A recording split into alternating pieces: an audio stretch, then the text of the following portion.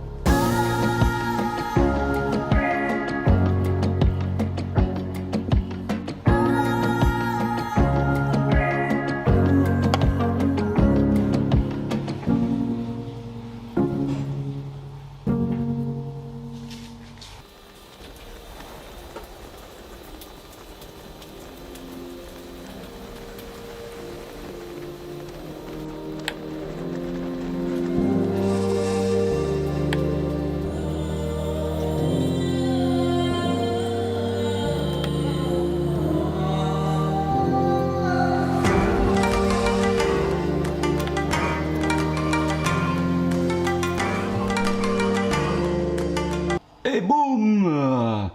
Voilà les amis. Un mois après, construction de ce bac, et après avoir introduit toutes les plantes que vous avez déjà vues. Regardez, c'est pas magnifique que ça. Ah, moi je kiffe complètement.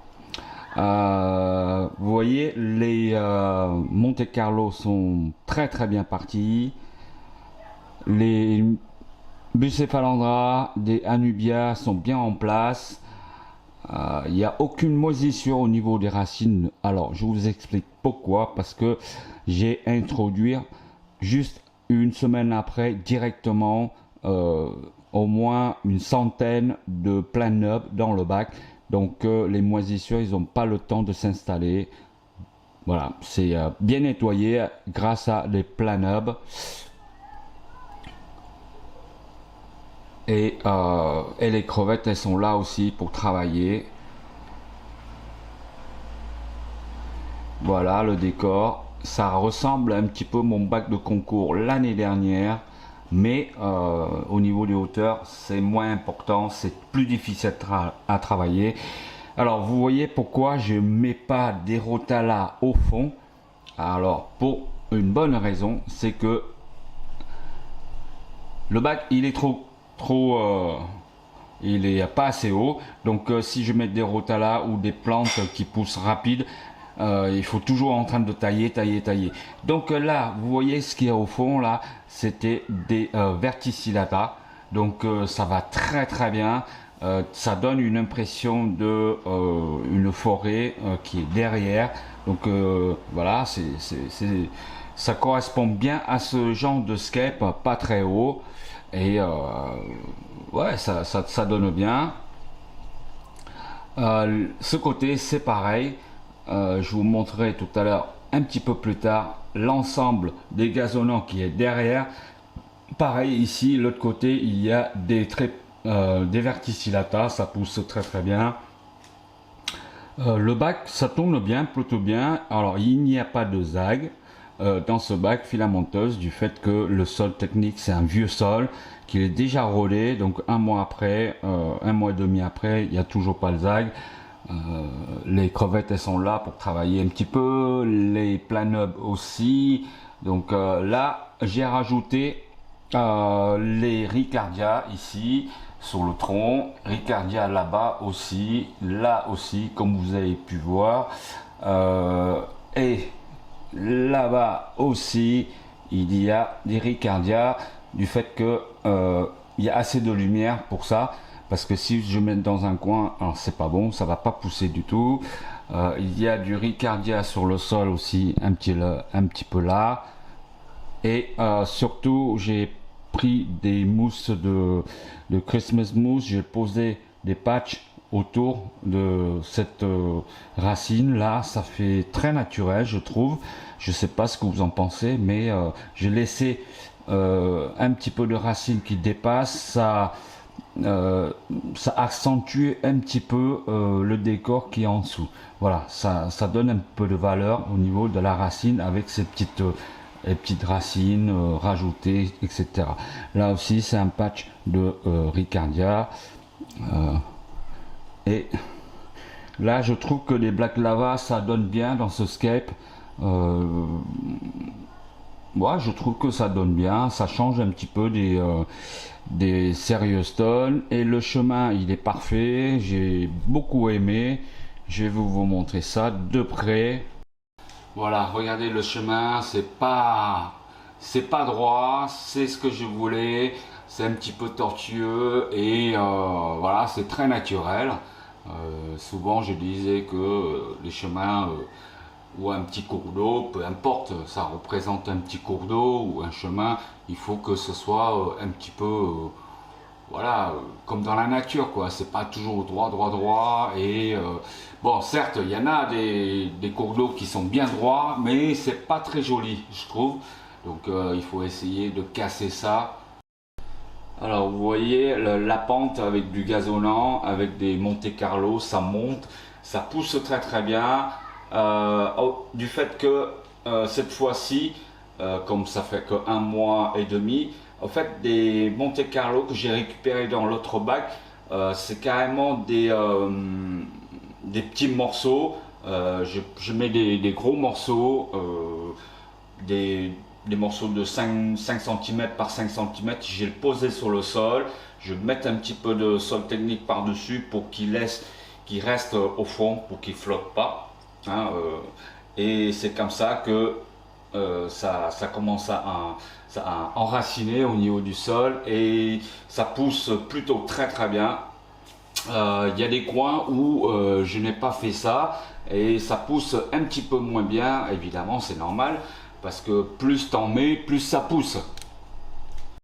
Par exemple ici au niveau des Monte Carlo, je l'ai planté avec des petites brins, brin par brin, c'est pour ça que ça pousse moins bien que par exemple là-bas. Là-bas c'est au fait il y a 2 patchs que j'ai posés dans le sol et puis voilà quoi, ça prolifère un petit peu plus.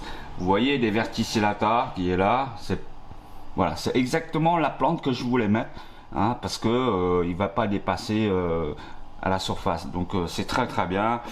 Et en plus ça va partir un petit peu partout derrière, là ça donne un effet profondeur. Voilà, là c'est pareil, ça pousse super bien. Les Monte Carlo, les verticillata, c'est pareil. Au fond là-bas aussi, donc là les crevettes elles se sentent bien.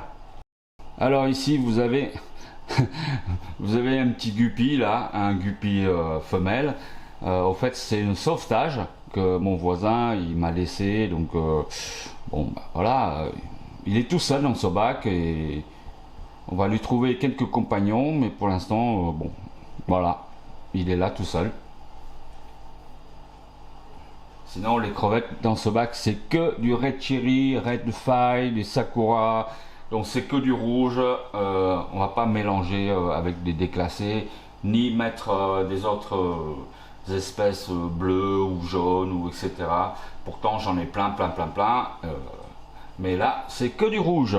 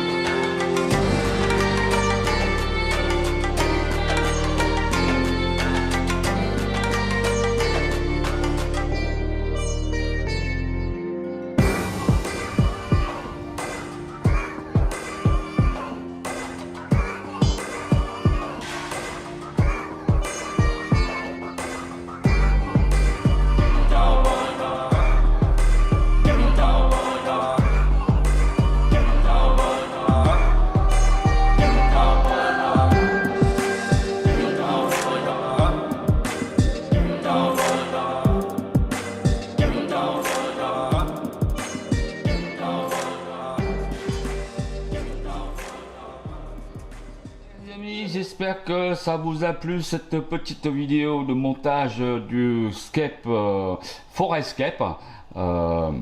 Ça m'a pris pas mal de temps pour le faire. Pour une fois j'ai mis beaucoup de temps pour le collage, pour placement des racines, des roches. C'est difficile parce que c'est un bac qui est très petit au niveau des hauteurs, pas beaucoup d'auteur, donc c'est pas évident de choisir des matières pour travailler là-dessus, des racines. Heureusement que j'ai trouvé des racines qu'il me fallait et tout. Donc il faut quand même beaucoup de temps et beaucoup de minutie parce que sinon ça tombe, ça casse la gueule et tout. Donc non, j'ai bien bossé, je suis content de moi et puis j'espère que vous avez bien aimé aussi ce petit scape. Ça me rappelle mon bac de IAPLC 2022. Donc mais par contre celui de 2022 il est plus hard que celui-là. Donc si vous n'avez pas vu le bac de IAPLC, bon bah je vous invite à aller le voir, cette vidéo. Elle est très très sympa, franchement, avec la musique et tout, elle est bien. Donc voilà, j'espère que vous avez passé un bon petit moment à visionner cette petite vidéo. Voilà la guppy qui est passée là, c'est un guppy de sauvetage que mon voisin m'a donné. D'ailleurs justement la prochaine vidéo ce sera sauvetage des poissons et des crevettes dans un 60 litres d'Enerlé. Et vous allez voir, waouh, c'est un truc de fou. Je vous en dis pas plus. Je vous donne rendez-vous à la prochaine vidéo. Donc en attendant, portez-vous bien. Allez, salut les fadas du bocal. Ciao, ciao, ciao.